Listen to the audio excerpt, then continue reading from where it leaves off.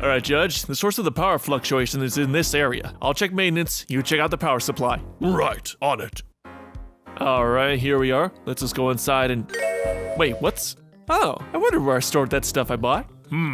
Things seem normal. Perhaps it was just...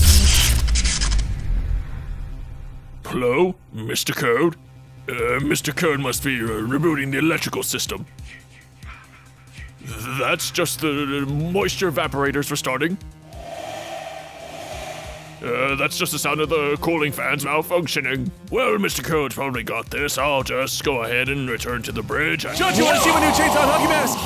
Oh, whoops. I guess I really didn't need to turn it on. Why the hell do you even have those things? Nightmare Night costume. Crazy idiot. Whatever. Listen, the system's just gotta reboot. Come on, let's go back to the terminal. Finally, let's get these lights back on. The ship's creepy at dark. Relax, I just gotta log in and begin the...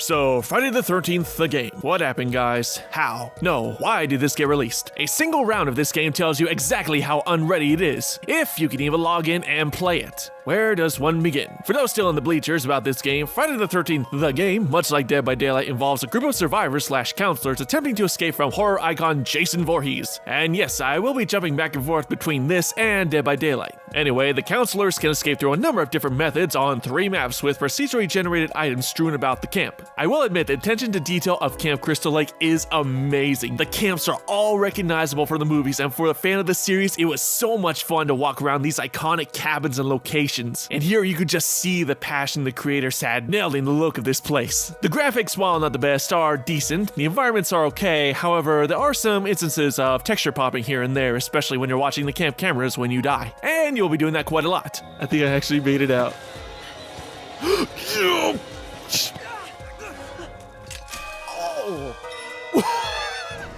I told you to stay close! We were staying close, fuck.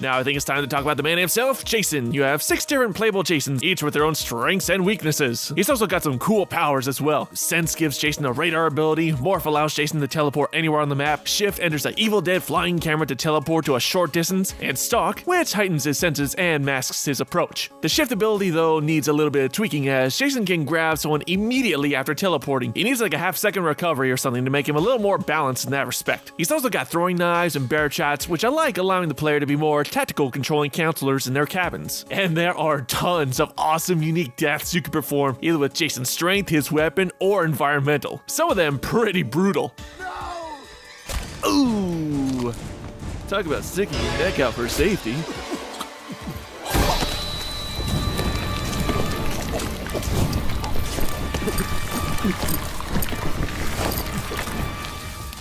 My favorites are Part 3 and Part 6 Jason. Part 3 because he has the most well-rounded stats of all the Jasons. Part 6 is difficult to master at first with his slower speed, but actually makes up with his increased shift cooldown ability, constantly teleporting. He's actually pretty fun. Part 7 is the coolest looking Jason with his broken mask, chain around his neck, and you can see his gnarled mouth. Unfortunately, he is the worst one. He can swim fast, and that's pretty much it. Hooray! Unless they release a boat map or water map in the future, this Jason really has no functionality on land. Although I will say they are all extremely accurate from his various appearances throughout the series. All of them look amazing. The same cannot be said, however, for the counselors. Michael Myers! Oh, this face has already become an iconic palm to the face. The faces just look rubbery and wrong, with their bodies giving off this weird, subtle sheen, looking like action figures. They even look like the same quality as in the beta. Even the cutscenes feel a little low res with their depth of field effect. I mean, look at the aliasing here. And these are pre-rendered cutscenes. The people in the closet almost has no texturing, looking completely flat. It's just lazy. Now onto the actual game itself. As I said, the games are typically 8 players, 7 counselors versus Jason, and there are a number of ways you can escape, bolstered by a well-hosted varied skills-based based on your counselor, like luck, strength, composure, among others. And I'll talk about the fear system later. You can fix a 2 or 4-seater car getting a battery, gas, and keys, which are strewn about the camp, calling the police and running to the exit, riding a boat to safety, and you can even call in Tommy Jarvis to help out, and the original actor even voices him, which was kinda cool. Speaking of returning cast and crew, best Jason Kane Hodder did the mocap work, special effects god Tom Savini was the executive producer, and the composer for the Friday the 13th series, Harry Manfredini, came on board to produce the game's brilliant haunting soundtrack, making the game drip with already amazing atmosphere. And I do like how you have a variety of escape methods rather than just repairing generators like in Dead by Daylight. There's also an in-game communication system where you can talk with people within your vicinity or find a radio and talk to anyone on the map, which is also something I find actually lacking in Dead by Daylight. Teamwork is more encouraged, and even though Jason's always got the advantage, you can actually overcome him when the odds are against him to temporarily stun him, and there are many instances where it can come down to a pretty harrowing finish. Oh god, are you kidding me? Oh god, get him.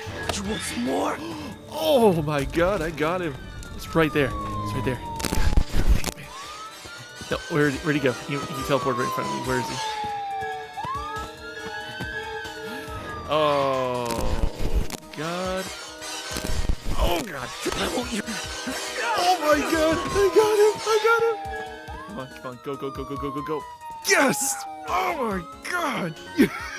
And even though it's a 1 in 8 chance of being Jason, I wish there was still a game where, in like Dead by Daylight, you can just start a lobby as Jason and people join that, as it can be quite a while before you're chosen as Jason. And yes, there is a preference of who you can play as, but it's completely pointless as everyone wants to play as Jason, so it does nothing to help your odds. The controls themselves are decent enough, but combat is a little wonky. I experienced hit detection issues as Jason trying to break windows, but the bigger problem is that Jason can actually grab you when you're mid-swing with a weapon, and it's made even more unfair that you can't halt Jason's killing animations, even if he hasn't performed the final killing blow. I should be allowed to save someone before they die, but nope, once it started, there's nothing you can do, and I hate that. The counselors also have a variety of weapons to halt Jason, but oddly enough, the best weapon in the game I found is actually the wooden baseball bat. I'm serious, screw that metal axe or wrench. It's one of the few weapons besides fireworks that can instantly stun him. I actually roll a set of perks where I start off with a bat with increased damage and stamina. The perk system. Every match you'll learn XP, and you can pay 500 points to roll a random perk. Most of the time it'll be something useless, but you'll find gold every once in a while. Along with that, the XP is used to buy different kill moves for Jason. The tutorial is absolutely lazy. While it does explain the core concepts of the game, it leaves out a ton of information, like the fact that your character can block and dodge. I didn't know for the longest time that you can actually stop Jason's shift ability when you want by hitting the grab button mid-teleport. Practically none of the important items like the propeller, battery, or fuse, just to name a few, are shown. So really, without an instruction manual or watching Let's Plays, you'd have no idea what some of these items are or what they do. Or the fact that the cops can hilariously mow down Jason when he comes too close to him. Let's see, it doesn't look like anyone's over here.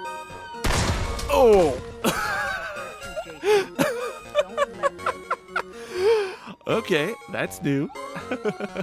Would it have been so hard just to show a little tutorial video playing over the text? But that's the least of the game's issues. There's also some clipping problems where I should be able to fit through some furniture, but an invisible wall is stopping me, and this glitch happens quite a few times. Whoa. Okay, I was stuck on the floor for a second. Are you look at this. Look at this. I cannot fit through that. Are you kidding me?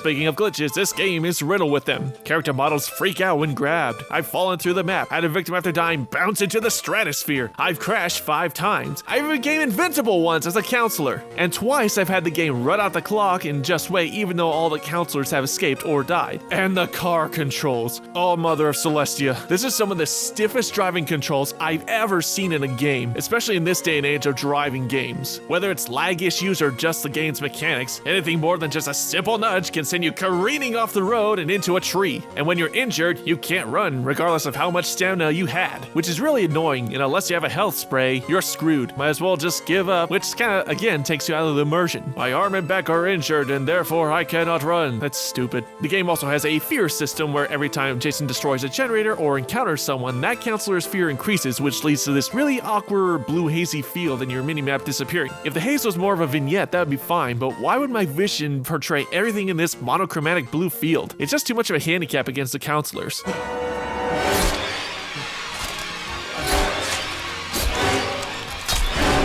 I've been looking forward to Friday the 13th for a long time, and it's also been a long time since I've seen a game with such a rocky start. Thousands unable to play with that login database error, tons of glitches, and just nowhere near ready for launch with only 3 maps and no single player for another couple months? All this at $40? That's just disappointing. Yet, I can't say it's a complete loss. I'm still playing this game. The adrenaline rush is addicting, running from the killer, running around and exploring the camp, seeing these iconic places, or just simply the fun of going around and killing the counselors. There is a basis for a great game here, and maybe in a couple months it'll be vastly improved with patches and hopefully an interesting single player experience. But as it is right now, I sadly cannot recommend buying this game in its current state. Either wait for a Steam sale, or if you want a similar experience, go purchase Dead by Daylight and buy the Doctor DLC. You'll have so much fun with that monster and get so much more value out of that game if you're looking for this kind of horror monster experience. As for Friday the 13th, let's just hope for the best. Well, that's it for today, guys. Until next time, MC out.